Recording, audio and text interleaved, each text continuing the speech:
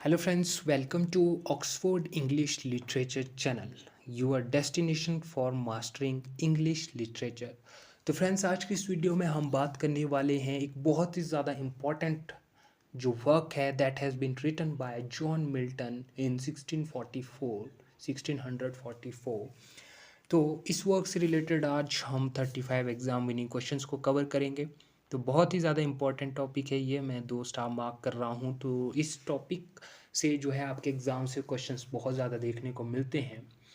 तो मैं आगे इसके बारे में डिटेल में आपको बताऊंगा और सभी क्वेश्चंस के लिए कुछ जो इंपॉर्टेंट पॉइंट्स होंगे वो भी बताऊंगा। तो आप नोटबुक और पेन निकालिए और इन क्वेश्चंस को ज़रूर नोट डाउन कर लीजिएगा, क्योंकि ये आपके किसी भी कॉम्पिटिटिव एग्जाम्स के लिए काफ़ी ज़्यादा यूज़फुल रहने वाले हैं। और मैंने सभी क्वेश्चंस आपके लिए सिलेक्टेड क्वेश्चंस लिए, 35 एग्जाम विनिंग क्वेश्चंस लिए हैं। तो ज़रूर इस वीडियो के एंड तक बने रहिएगा। और साथ ही साथ अगर आपने अभी तक हमारे चैनल ऑक्सफोर्ड इंग्लिश लिटरेचर को सब्सक्राइब नहीं किया है तो एक बार जाकर ज़रूर सब्सक्राइब कर लीजिएगा, ताकि आपको रोज़ाना सबसे पहले वीडियोस आपके फ़ोन पर मिले। तो पहला which is very important question is question number first, Areopagitica is the work of which poet. किस पोइट का वर्क है? तो ये है जॉन मिल्टन। जॉन मिल्टन ने इस वर्क को लिखा है, ठीक है। और आगे मैं डेट भी बताऊंगा, ठीक है। सेकंड क्वेश्चन में अब इसकी थोड़ी सी डिटेल में बात करेंगे। तो जॉन मिल्टन के बारे में थोड़ा सा मैं आपको बता देता हूँ कि इनके जो बर्थ था वो डिसम्बर 9 1608 में हुआ था लंदन में, ठीक है। और एजुकेशन की बात करें तो ये सेंट पॉल स्कूल में पढ़े थे, उस टाइम का फेमस स्कूल था, ठीक है। उनके जो है चाइल्डहुड जो एजुकेशन है वो स्कूल में हुई थी और उसके बाद वो क्राइस्ट कॉलेज कैम्ब्रिज में चला गए थे, ठीक है। तो ये था थोड़ा सा जॉन मिल्टन के बारे में। इनके जो लाइफ है उनके बारे में आप थोड़ा सा डिटेल में पढ़ लीजिएगा डिस्क्रिप्टिव पोर्शन के लिए। Second question is when was Areopagitica published. Areopagitica कब पब्लिश हुई थी? तो ये हुई थी 1644, और लिखी भी इसी टाइम पे थी और पब्लिश भी इसी टाइम पे हुई थी।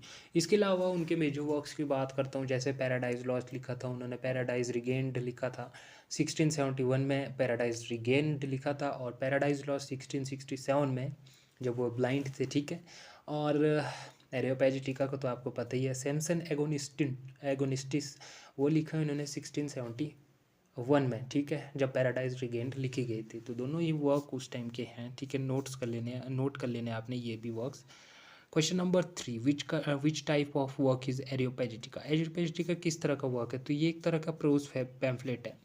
प्रोज पैम्फलेट मतलब एक तरह का शॉर्ट प्रिंटेड वर्क होता है, ठीक है। प्रोज स्टाइल में लिखा जाता है उस पैम्फलेट को, ठीक है। एक तरह की स्मॉल बुकलेट आप कह सकते हैं, ठीक है।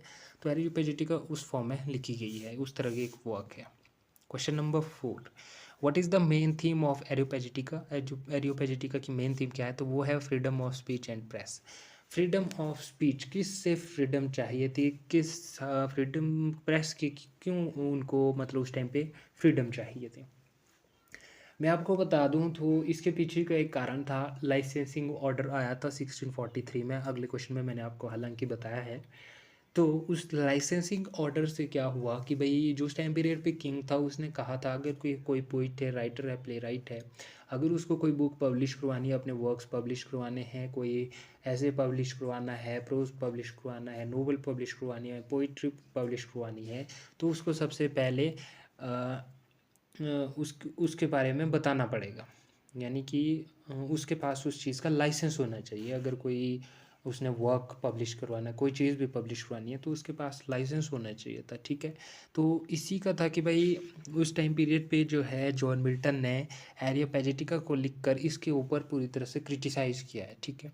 कि उसने कहा था कि भाई उन्हें बोलने की भी पूरी स्वतंत्रता होनी चाहिए, फ्रीडम ऑफ स्पीच होनी चाहिए, और प्रेस की स्वतंत्रता भी होनी चाहिए, ठीक है। और उनको अपने जो वर्क्स है उनको पब्लिश करवाने की भी स्वतंत्रता उन्हें होनी चाहिए विदाउट एनी लाइसेंस, ठीक है।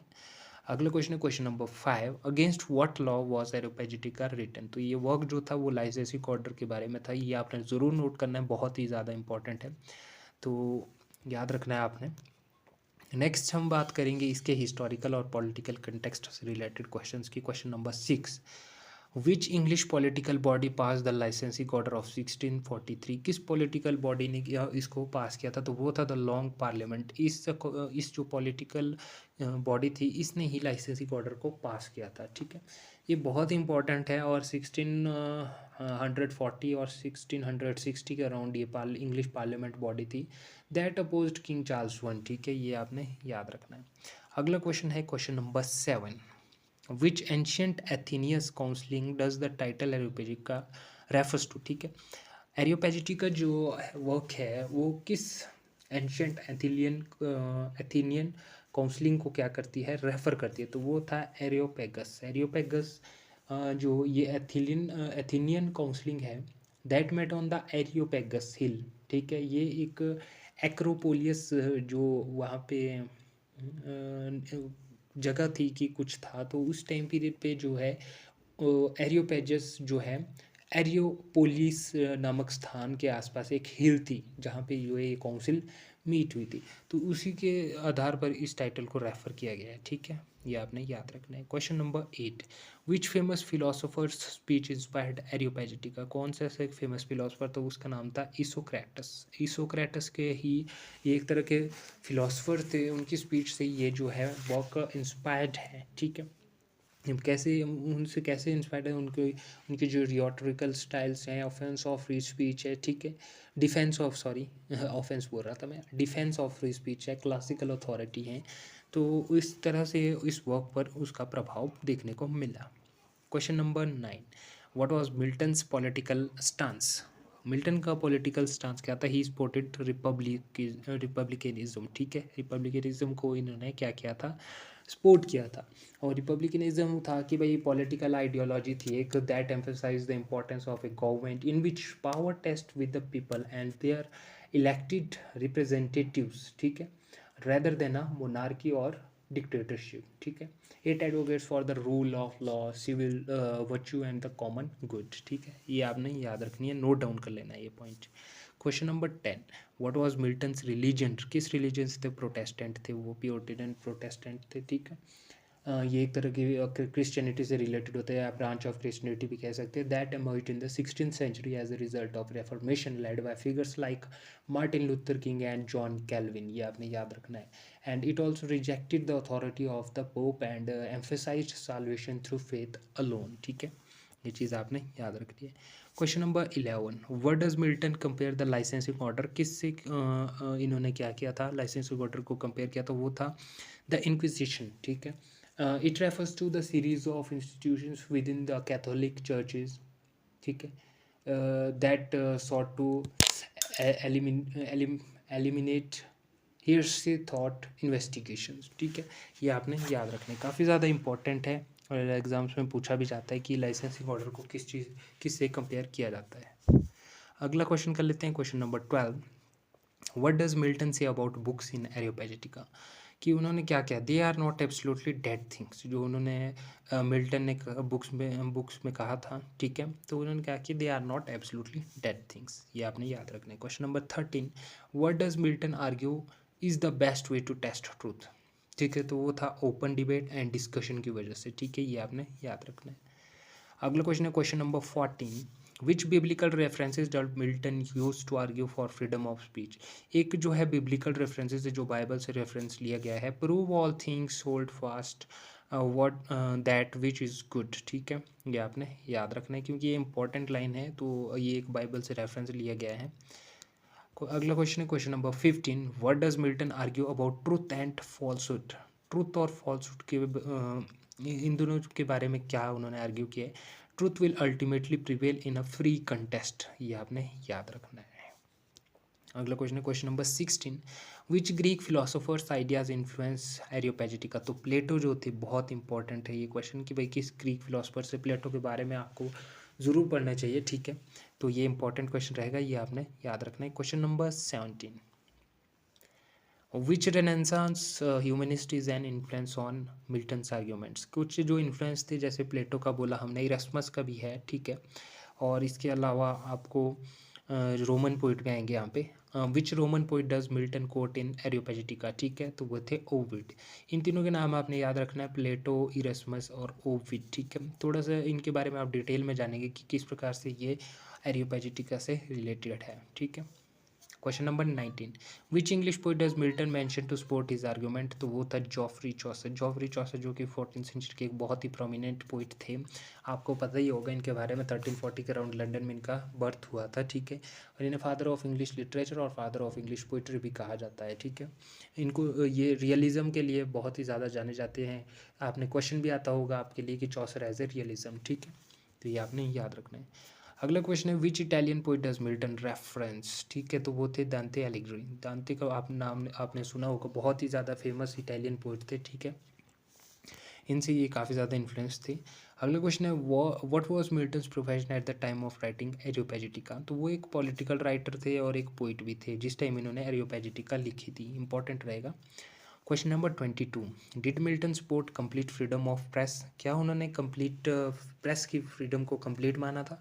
नहीं, उन्होंने नहीं माना था। ही opposed books promoting Catholicism and immorality, कि भाई प्रेस की फ्रीडम उन्होंने पूरी तरह से नहीं मानी थी। क्यों? क्योंकि ही अपोज्ड बुक्स, जो कि कुछ बुक्स जो थी वो कैथोलिसिज्म को और इमोरलिटी को प्रमोट कर रही थी, तो उन बुक्स का ही ये इन्होंने अपोज किया, ठीक है। ये भी आपने याद रखना है।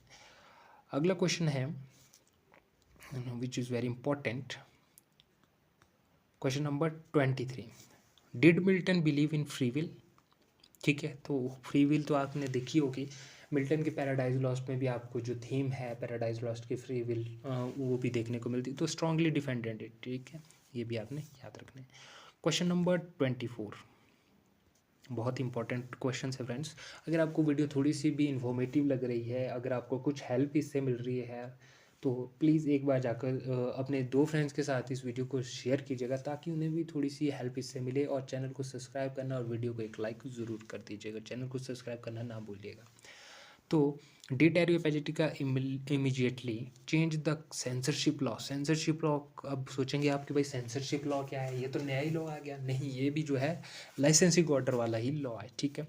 तो क्या इसने एरियोपैजिटिका जो वर्क था immediately change the censorship law? इस वर्क ने क्या उस क्यों लिखा गया था ये वर्क? सबसे पहले रीज़न हमारे को पता है कि भाई जो लाइसेंसिंग ऑर्डर था उसके अपोजिशन में आया था, ठीक है। क्या इसने फिर उसको बदल दिया था? क्या उसकी जो है इस वर्क को लिखने के बाद चेंजेस आ गए थे? तो नहीं आए थे, ठीक है।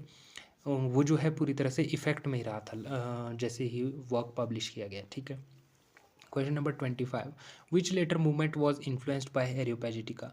जो द एनलाइटमेंट का जो मूवमेंट था, जो आपको हिस्ट्री में भी देखने को मिलता है, ठीक है, हिस्ट्री में आपने पढ़ा होगा, तो वो जो मूवमेंट था उसने ही उसको जो है बाद में एरियोपैजिटिका के वर्क ने इन्फ्लुएंस किया था, ठीक है, ये याद रखना। क्वेश्चन नंबर 26, विच 18th सेंचुरी फिलोसफर प्रेज्ड एरियोपैजिटिका? तो जॉन लॉके थे, उन्होंने क्या किया, एरियोपैजिटिका की पूरी तरह से एडमायर किया, ठीक है, ये भी याद रखना है। Question number 27, which American political document reflects Milton's idea? American तो पॉलिटिकल डॉक्यूमेंट है जिसमें जो है मिल्टन के आइडिया को रिफ्लेक्ट किया जाता, तो वो था the first amendment of US constitution, ये आपने याद रखना है, इंपॉर्टेंट है। Question number 28, which British act abolished pre publication censorship in 1695? कौन से एक ब्रिटिश एक्ट था जिसने अबॉलिश किया था प्री पब्लिकेशन सेंसरशिप इन 16? वो था the lapse of the licensing act. बहुत इंपॉर्टेंट क्वेश्चन है, एज इट इज़ याद करना, थोड़ा सा आप इसके बारे में इन डेप्थ भी पढ़ सकते हैं, थोड़ा सा अगर आप डिस्क्रिप्टिव याद रखना चाहते हैं, ठीक है। Question number 29, which modern right is Areopagitica associated with? कि बता किस मॉडर्न में एक राइट है जिस जो एरियोपैजिटिका वर्क के साथ एसोसिएटेड है, तो वो है फ्रीडम ऑफ स्पीच और प्रेस। क्योंकि आज के टाइम पे भी आपको ये चीज़ें मिलेगी जो कि एरियोपैजिटिका में बात की गई थी उस टाइम पीरियड पे, ठीक है। Next question is question number 30, which literary work of Milton's share themes with Areopagitica? Free will हमने पहले पढ़ा, तो वो आपको पैराडाइज लॉस्ट में भी मिलती है, एरियोपैजिटिका में भी मिलती है। फ्री विल मतलब अपनी फ्रीडम की जो उसमें बातें होती है, ठीक है। नेक्स्ट है कुछ कोट्स हैं, फ्रेजेस हैं, उससे रिलेटेड हम कुछ क्वेश्चंस करेंगे। लास्ट जो 5 क्वेश्चन है important. 31st question is complete this famous quote from Areopagitica, give me the liberty to know to utter to argue freely according to. तो आगे की जो लाइन है वो कंसाइज अबव ऑल लिबर्टीज। ये जो कोटेशन है वो इम्पॉर्टेंट है, ठीक है। अगर आप डिस्क्रिप्टिव लिखते हैं तो कोटेशंस डालना आपको बहुत ही इंपॉर्टेंट रहता है, तो ये आपने याद रखना है। नेक्स्ट है what does Milton call censorship in Areopagitica. Areopagitica में जो लॉ आया था लाइसेंसिंग ऑर्डर वाला 1643, ठीक है, उसको क्या कहा था मिल्टन ने एरियोपेजिटिका में? तो उसको कहा था अ डिसऑनर और डेरोगेशन टू लर्निंग, ठीक है, ये भी आपने याद रखना है। Question number 33, what does Milton say about those who ban books. जिसने बैन की थी बुक्स को, उसके बारे में क्या कहा था? They act as killers of reason itself. ये भी आपने याद रखना, बहुत इंपॉर्टेंट क्वेश्चन है फ्रेंड्स, लीगेसी से रिलेटेड, ये आपको याद होने ही चाहिए क्योंकि एग्जाम्स में ये क्वेश्चन पूछे जाते हैं, ठीक है। Question number 34, what metaphor does Milton use to describe book. तो a good book is the precious life blood of a master spirit, ठीक है, ये भी आपने नोट डाउन कर लेना है। Last important question is the main message और द लास्टिंग मैसेज ऑफ एरियोपेजिटिका का क्या था, ठीक है।